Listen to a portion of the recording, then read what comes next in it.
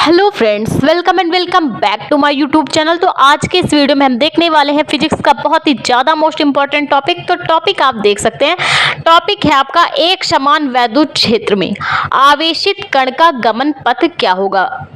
कण होगा, जो कण है आपका एक समान वैद्युत क्षेत्र उसमें उपस्थित है और उस वैद्युत क्षेत्र में जब कण गति करता है आवेश से युक्त, तो उसका गमन पथ कैसा होगा, तो उसी के बारे में बात करेंगे। तो अगर वीडियो को आप पूरा लास्ट तक देखना, ठीक है। तो इसके लिए हमने क्या की है, दो समांतर प्लेटें ली हैं, जिस पर एक प्लेट पर आपका प्लस आवेश है और दूसरी प्लेट पर आपका माइनस आवेश है, ठीक है। एक प्लेट धनात्मक है, दूसरी प्लेट ऋणात्मक है, ठीक है। तो देख सकते हैं आप गमन पथ कैसा है, प्लस आवेश से प्लस प्लेट से माइनस प्लेट की ओर, ठीक है। तो अगर कण क्या है ऊपर से अगर आएगा, जो आपका कण है अगर v वेग से उसको ऊपर से फेंके तो क्या होगा भाई, कण पर आवेश है प्लस चार्ज और नीचे वाली प्लेट है माइनस। तो जानते हैं आप विपरीत प्रकार के जो आवेश होते हैं एक दूसरे को क्या करते हैं, आकर्षित करते हैं। समान प्रकार के आवेश एक दूसरे को प्रतिकर्षित करते हैं। तो भाई कण इलेक्ट्रॉन जो है आपका वो प्लस आवेशित है, तो माइनस वाले क्या करेंगे भाई, उसमें होगा अट्रैक्शन, डायरेक्ट उसको नीचे खींच लेगा। तो जैसे ही इलेक्ट्रॉन क्या करेगा, अगर v वेग से अगर उसको ऊपर से फेंकते हैं तो वो डायरेक्ट नीचे आएगा, ठीक है। तो हमें क्या करना है, यहाँ पे तो कार्य कर रहा है एक समान वैद्युत क्षेत्र, ठीक। तो इलेक्ट्रॉन क्या करेगा, प्लस आवेश से डायरेक्ट नीचे वाली प्लेट माइनस आवेश की ओर आएगा, ठीक है। तो अब हम क्या, तो इसके भी कण की गति करने के भी कुछ कंडीशन होती है। तो कौन कौन सी कंडीशन होती है, पहली कंडीशन होती है कि कण क्षैतिज दिशा में गति करता है और दूसरा लंबवत गति में। लंबवत दिशा में कण कैसी, लंबवत यानी परवलयाकार दिशा में गति करता है और कण किस दिशा में गति करता है, क्षैतिज दिशा में गति करता है। तो क्या होता है, क्षैतिज वाला आपका ज़्यादा नहीं पूछा जाता, लेकिन क्या होता है आपने देखा होगा काफ़ी सारे एग्जाम्स में पूछा जाता है कि कण की गति परवलयाकार होती है, ठीक है। आवेशित कण की गति कैसी होती, परवलयाकार होती, मोस्ट इंपॉर्टेंट टॉपिक है। तो इसी पर आज का वीडियो है, ठीक है, कि कण की गति कैसी होती, परवलयाकार होती है। इसी को हम डिफाइन करेंगे, ठीक। तो चलिए देख सकते हैं, ये आपका फिगर है, ठीक। तो यहाँ पे हमने क्या किया है, जो इलेक्ट्रॉन लिया है वो क्षैतिज दिशा में है। किस दिशा में, क्षैतिज दिशा में है। प्लेटें भी सेम है, प्लस आवेश वाली ऊपर है, माइनस आवेश वाली ऊपर है। तो कण कहाँ से जाता है, क्षैतिज दिशा से जाता है। कण पर चार्ज आपका माइनस है, ठीक। तो यहाँ पे आके बीच में आके वो रुक गया। तो देख सकते हैं ऊपर है प्लस आवेश, नीचे है माइनस आवेश।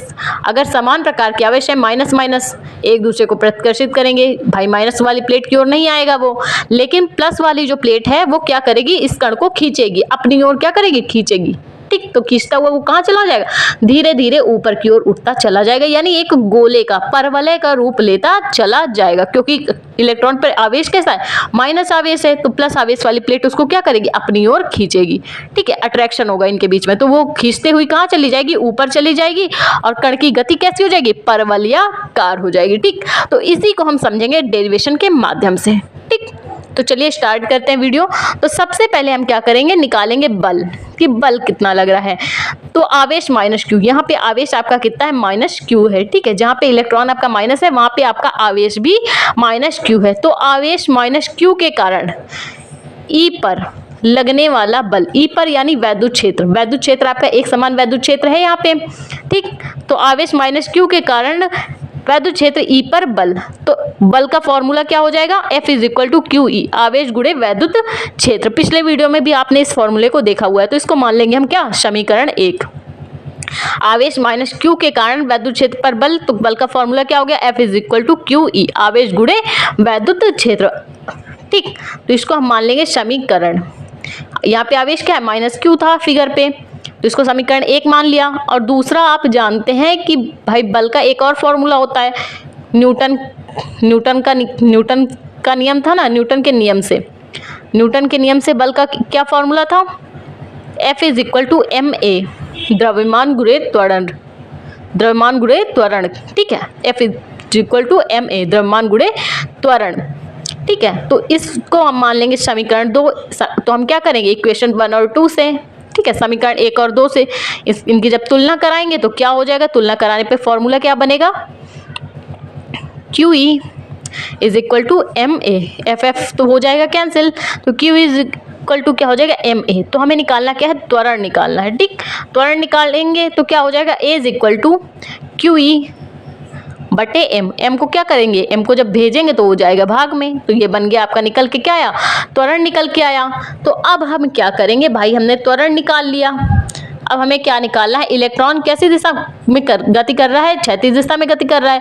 तो अगर वो टी समय में गति करे तो टी समय पर क्षैतिज और ऊर्ध्वाधर वो कितनी दूरी तय करेगा। अब हमें निकालनी है दूरियां, ठीक है। टी समय में इलेक्ट्रॉन यानी कण कितनी दूरी तय करता है, तो टी समय में क्षैतिज दिशा में आवेश Q द्वारा क्षैतिज दिशा में तय की गई दूरी, दिशा में तय की गई दूरी,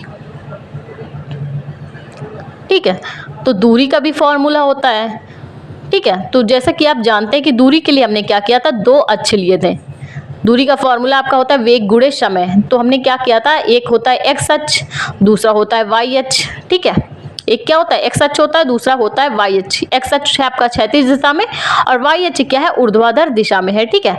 तो हम दूरी के लिए क्या लेंगे भाई, हम भाई पहले तो इलेक्ट्रॉन क्षैतिज दिशा में गति कर रहा था, तो दूरी हम क्या लेंगे, एक्स ले लेंगे दूरी की जगह। X is equal to V into T. वेग क्या होता है, वी होता है, और समय कितना है, टी समय में कार्य कर रहा है, भाई क्षैतिज दूरी तय कर रहा है। तो क्या हो जाएगा यहाँ से, T is equal to X upon we.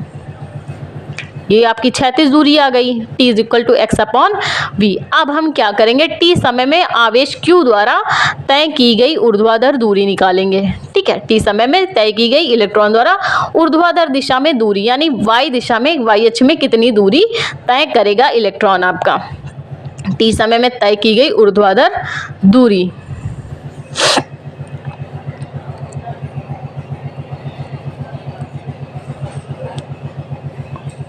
भाई चूंकि आप फिगर में देखिए कि इलेक्ट्रॉन कैसी गति कर रहा था, क्षैतिज गति कर रहा था। भाई क्षैतिज गति कर रहा था तभी तो उसको प्लस वाली प्लेट ने भाई घसीट लिया ऊपर, तो उसकी गति परवलयाकार होती चली गई। तो भाई वी अक्ष में क्या हो जाएगा, भाई एक्स अक्ष में वो क्षैतिज दिशा में दूरी भाई गति कर रहा था, ऊर्ध्वाधर दिशा में तो कर नहीं रहा था, तो उसका क्या हो जाएगा, वेग क्या हो जाएगी, 0 हो जाएगा, ठीक। तो यहाँ पे हमने टी निकाला, त्वरण निकाला। अब ऊर्ध्वाधर दूरी निकालेंगे तो u इज इक्वल टू क्या हो जाएगा, 0, ठीक है। अब हम क्या लगाएंगे भाई, निकाल लिया हमने सब, त्वरण निकाल लिया, समय निकाल लिया, ऊर्ध्वाधर क्षैतिज और दोनों दूरियां निकाल ली। अब हम क्या करेंगे, गति का दूसरा समीकरण लगाएंगे। क्या लगाएंगे, गति का दूसरा समीकरण लगाएंगे। तो गति के दूसरे समीकरण से, तो गति का दूसरा समीकरण क्या होता है, s is equal to ut plus half at square, ठीक है। तो हम ये निकाल रहे हैं ऊर्ध्वाधर दूरी के लिए, ठीक। किसके लिए निकाल रहे हैं, ऊर्ध्वाधर दूरी के लिए निकाल रहे हैं। तो ऊर्ध्वाधर दूरी u इज इक्वल टू क्या थी, 0 थी, ठीक है। बाकी जो हमने मान निकाले हैं त्वरण और समय के, उनको पुट कर देंगे। तो चलिए पुट कर लेते हैं। u t की रखने की कोई ज़रूरत नहीं है, क्योंकि यहाँ पे तो 0 के साथ किसी का भी गुणा कराएंगे 0 हो जाएगा। हाफ a की जगह a का मान QE upon m,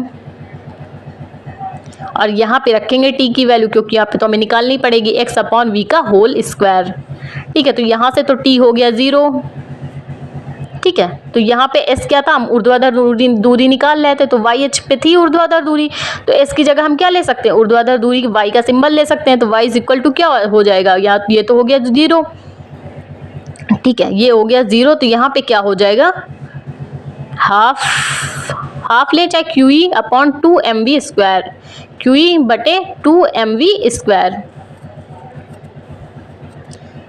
x square, ठीक है, एक्स स्क्वायर हो गया। तो ये फॉर्मूला आ गया, ठीक है। अब हम क्या करेंगे भाई, ये फॉर्मूला कैसे बना, y is equal to B X square. अब परवलय के समीकरण से इसकी कर देंगे तुलना। तो परवलय का समीकरण क्या होता है, y is equal to B X square. तो तुलना कर रहे हैं भाई, तुलना कर ले, तो ये किस रूप में है, ये भी इसी रूप में है, y is equal to B X square. ये QE अपॉन 2mv स्क्वायर क्या है, b के रूप में है, तो पुट कर लेते हैं, इनकी तुलना करा लेते हैं। y is equal to QE upon 2mv square X square. तो देख सकते हैं आप, समीकरण की तुलना पूरी तरह से हो रही कि ये एक परवलय का रूप है, ठीक। तो वीडियो अगर आपको जरा सा भी हेल्पफुल लगा, समझ में आया, तो प्लीज वीडियो को लाइक और हमारे चैनल को सब्सक्राइब करें।